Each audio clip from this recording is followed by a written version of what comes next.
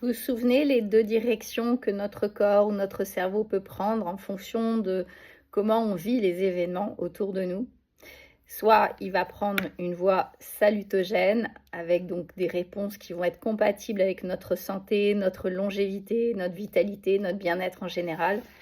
Soit il va partir dans une voie beaucoup plus pathogène, pathogénique et on se sentira, encombré, bloqué, malheureux, en colère, un peu empâté.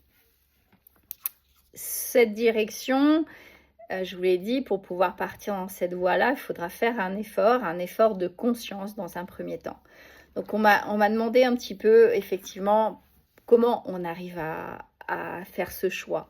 Beh, effectivement, c'est une prise de conscience, donc c'est une répétition comme un signal qu'on envoie systématiquement tous les jours à notre corps, à notre cerveau pour qu'on lui rappelle de prendre cette direction. En période de fête, c'est compliqué parce que vous allez voir que tout est à l'inverse de cette signification salutogénique. Je m'explique.